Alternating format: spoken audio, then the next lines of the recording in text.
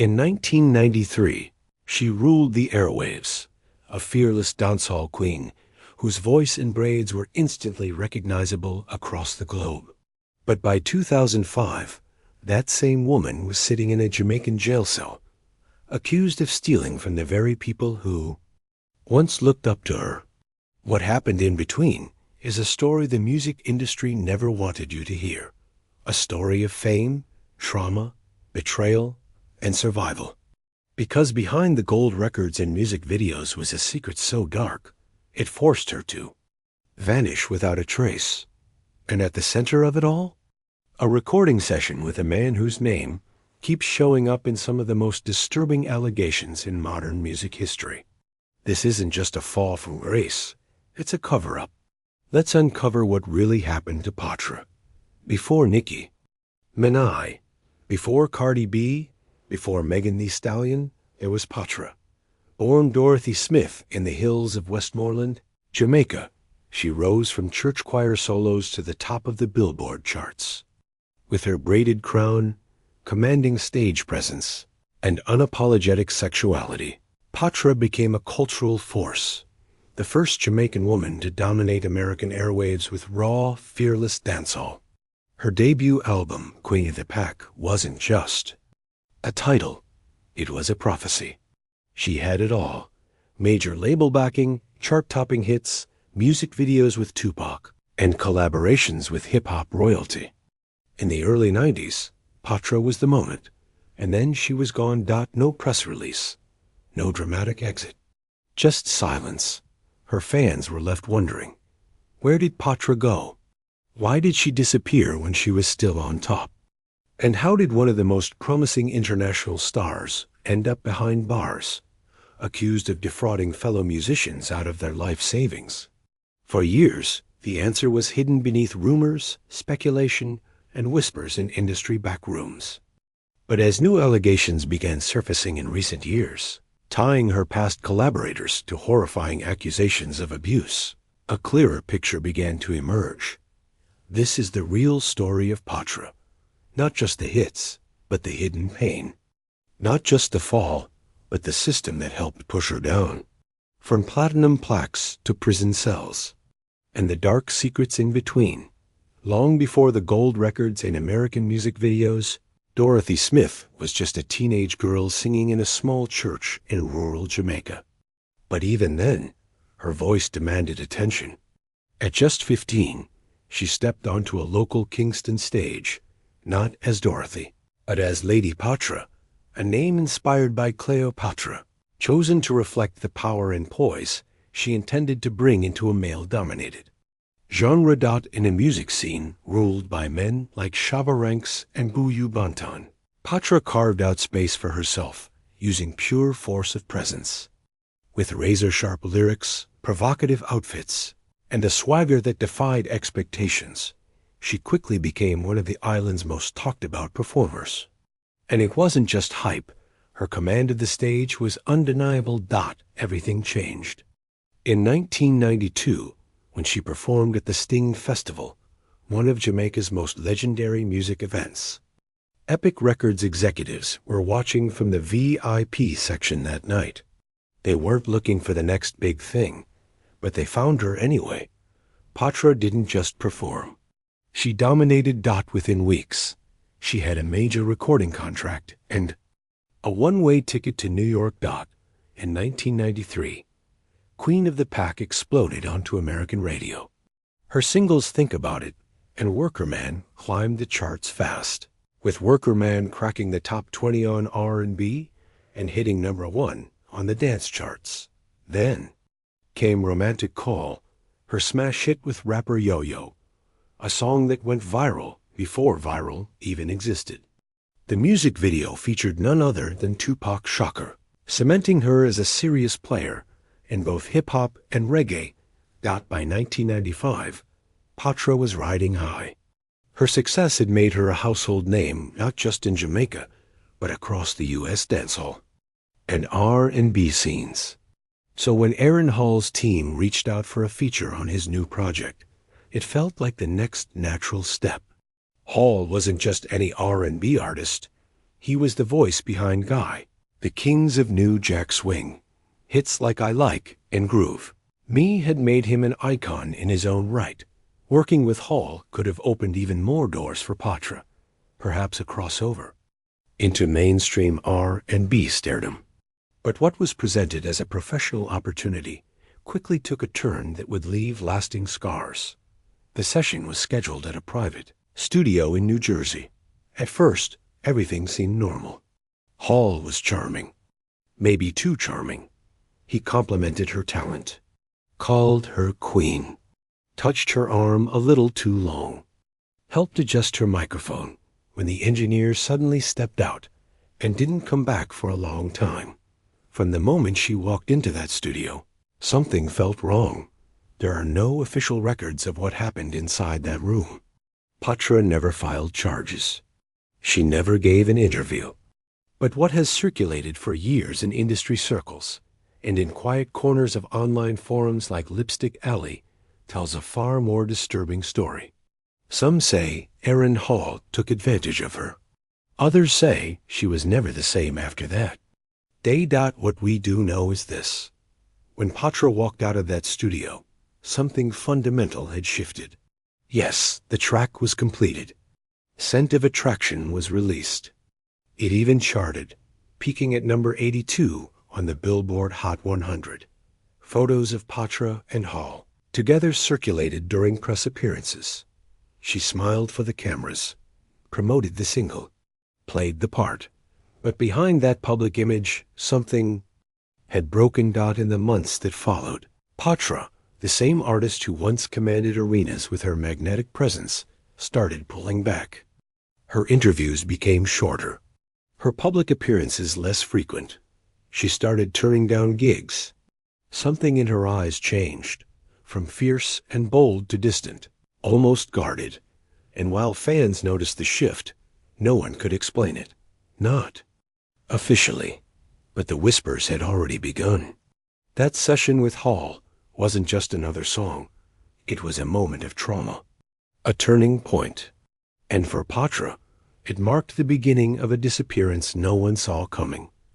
But the vanishing act didn't happen all at once. It happened piece by piece. And by the time people realized what was happening, she was already gone. There was no headline, no announcement, no farewell tour. Patra didn't vanish in a blaze of drama. She simply began to fade. After the release of Scent of Attraction, fans expected another album, another single, another bold return to the spotlight.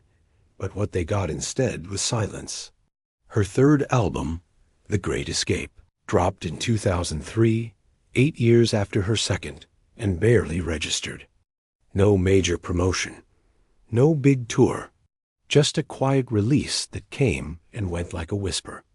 Behind the scenes, her team at Epic Records was baffled. The numbers were there. Her fan base was still loyal. She had the look, the sound, the history.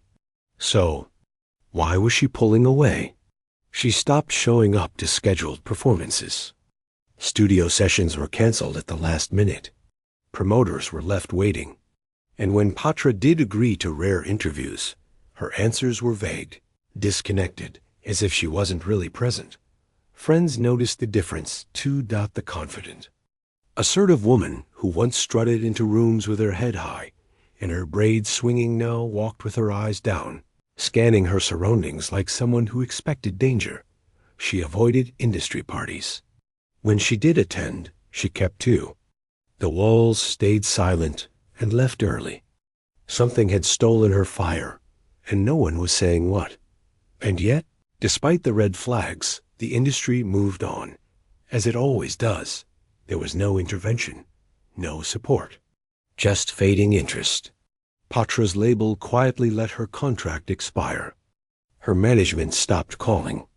Collaborators looked elsewhere. By 1998, she had all but disappeared from music. But behind the scenes, the collapse was even worse than it looked.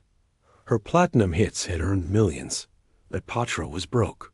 Record label accounting, a notorious system that funnels profits into corporate pockets, had left her with scraps.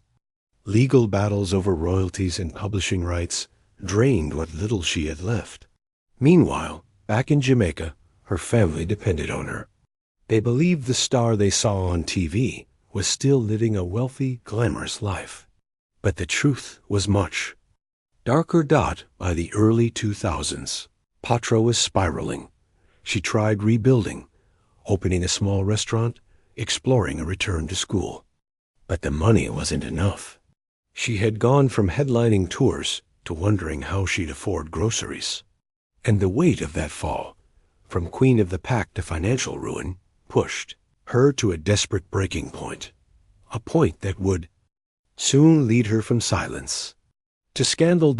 And for 10 innocent musicians in Jamaica, that desperation would come at a devastating cost. By 2003, Patra was no longer a chart-topping artist. She was a woman fighting to survive. Despite once being the face of international dancehall, her bank account told a different story. Years of poor contracts, industry exploitation, and legal fees had left her financially shattered.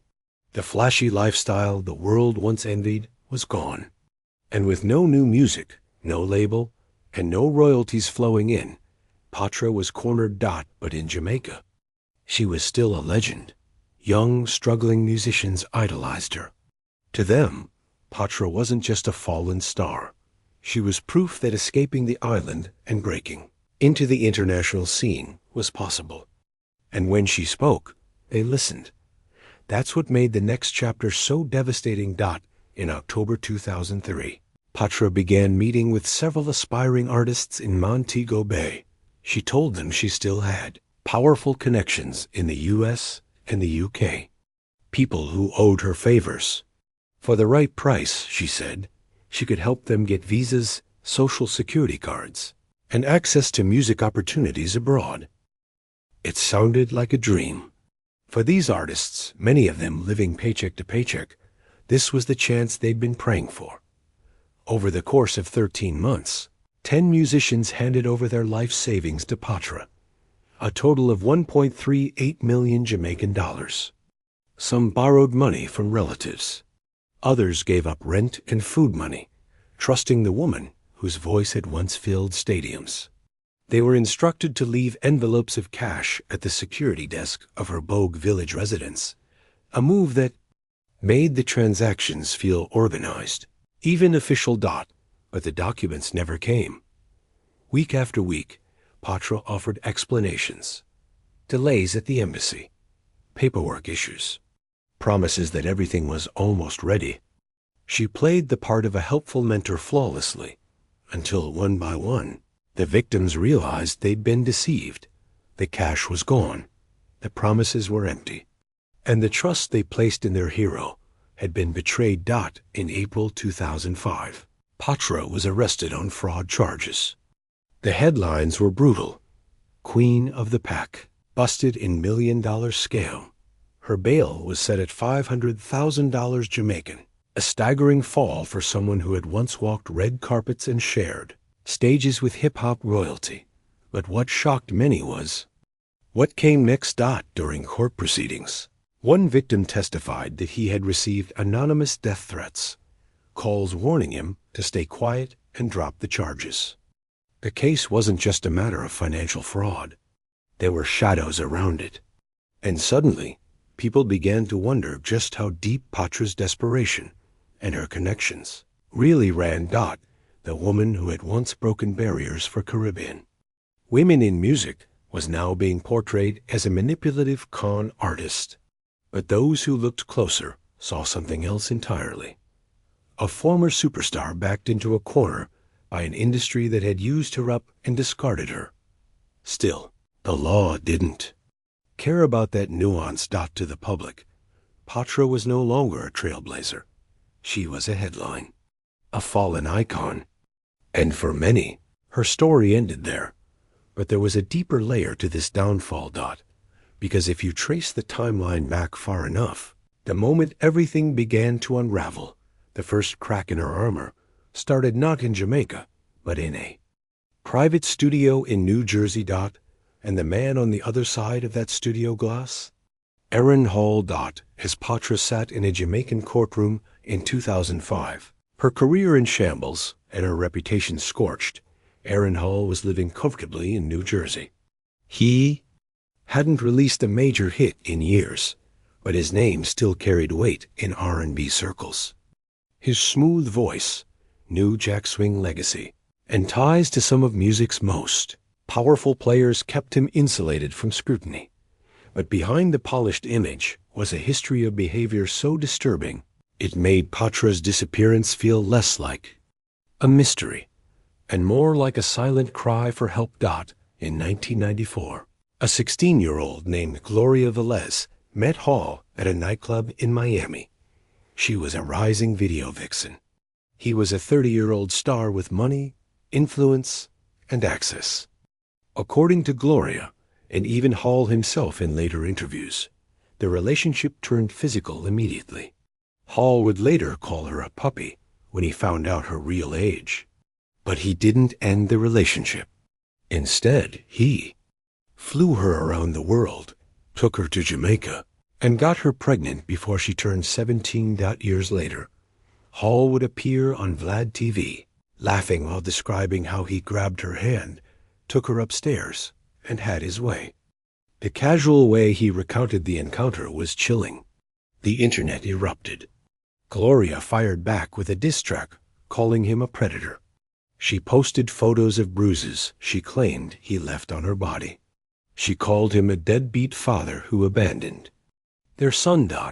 And Gloria wasn't alone. In 2023, a federal lawsuit sent shockwaves through the music industry, filed against both Erin Hall and Sean Diddy Combs. The suit alleged that two women were assaulted at an after-party in the early 90s, one by Combs, while Hall waited his turn, and then by Hall himself. The women claimed they were teenagers at the time. Hall allegedly burst into the room, pinned one of them down, and forced himself on her. The accusations matched a pattern one industry insiders had whispered about for years. When served with legal documents, Hall vanished. His lawyer claimed they had exhausted all reasonable methods to locate him. Court filings requested permission to serve him via newspaper ads because he couldn't be found. A man once celebrated as R&B royalty had become a fugitive in plain sight, and that's where the connection to Patra becomes undeniable. Because in 1995, at the height of Hall's predatory behavior, Patra walked into a recording studio to collaborate on Scent of Attraction. It was the very same period during which Hall was allegedly targeting vulnerable young women, often underage, often powerless, often silent. She was 22, isolated, surrounded by men who knew how to manipulate the system. And if the rumors that have circulated in forums like Lipstick Alley are true, what happened to Patra in that studio wasn't consensual. Users have claimed for years that Hall violently assaulted her, and that the trauma of that encounter is what triggered her slow collapse.